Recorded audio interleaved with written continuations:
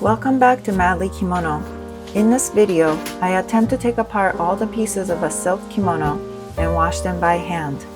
Watch till the end to see if I succeeded and what I learned from doing it.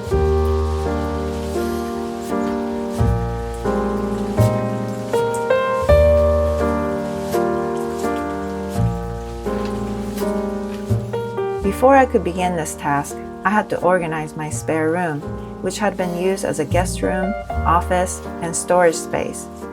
It's now becoming my sewing room. More on that in another video.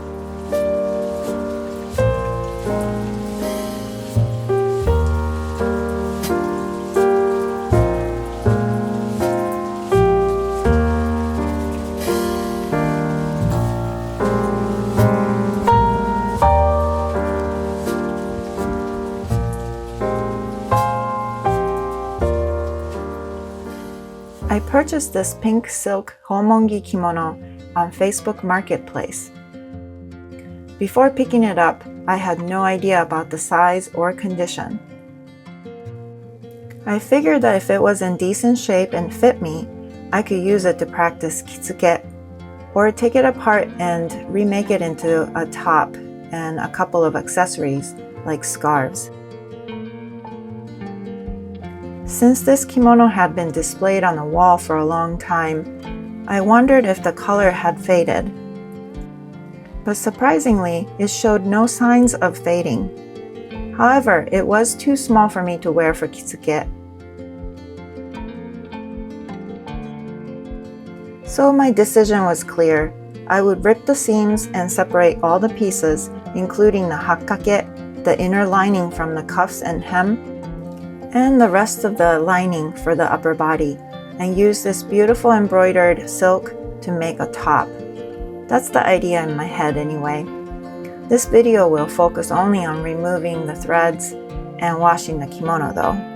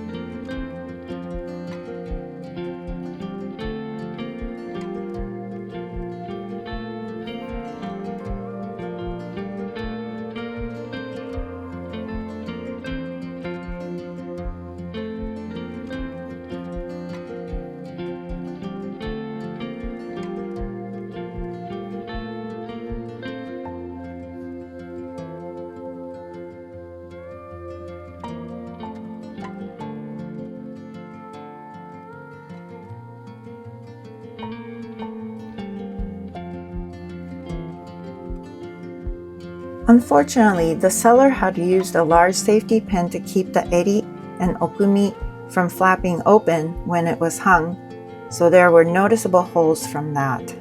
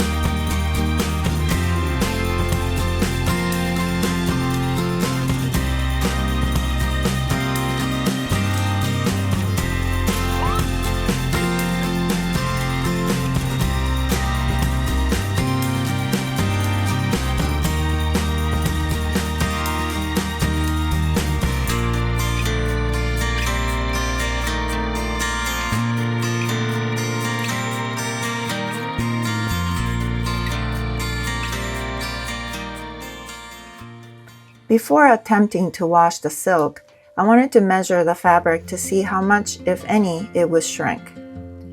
I'm not being too systematic here, just getting a rough idea for future reference.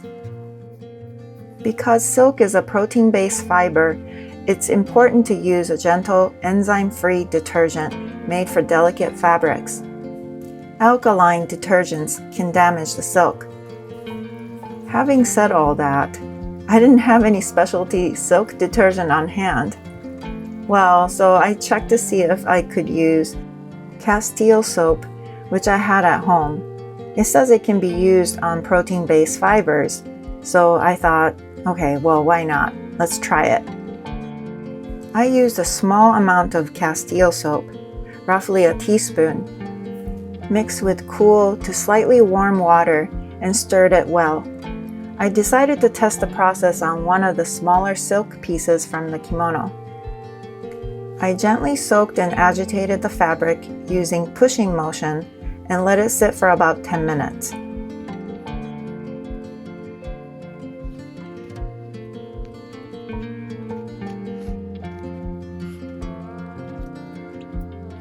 I rinsed the fabric and patted it dry using a towel, being careful not to wring it out, since that could create wrinkles and creases.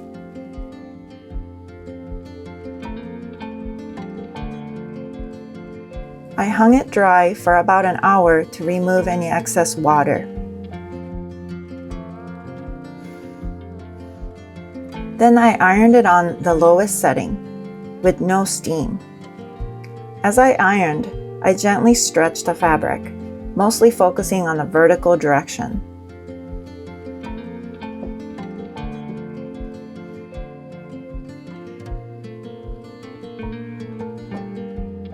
A quick measurement showed that it didn't shrink at all.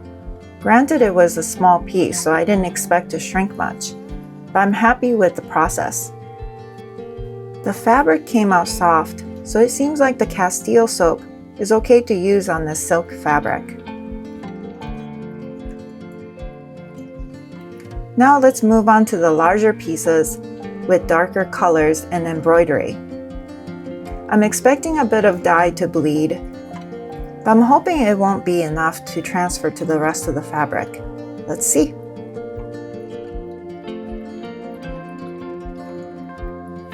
I'm using the same process of gently pushing the fabric in the water.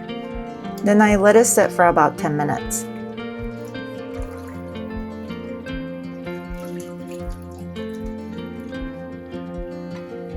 Well, the dye definitely came out a little. I expected a little bit of bleeding, especially with the colors like darker reds. It's not too bad though.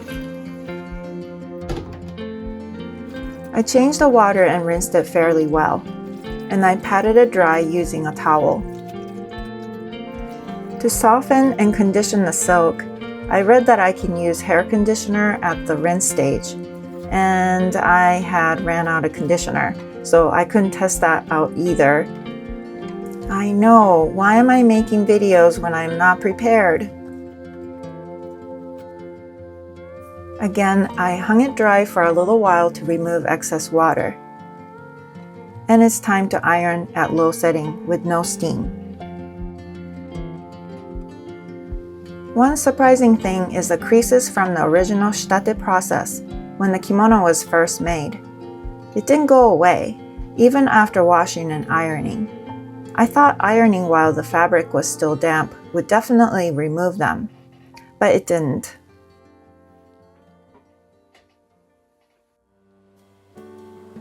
Overall, I'm glad I tried ripping the seams of this kimono and washing the fabric by hand. I'm really happy with how it turned out. Since recording this video, I purchased a detergent specifically made for protein-based fibers. The main difference I'm noticing is the extra softness after washing. So if you've been wondering about washing a silk kimono, you might want to give it a try. It's not as scary as I originally thought. Let me know if you have any questions about this. Thank you for watching till the end. If you enjoy content about kimono, sewing, and simple living, Please like and subscribe. I'd love to hear from you in the comments too. See you in the next video.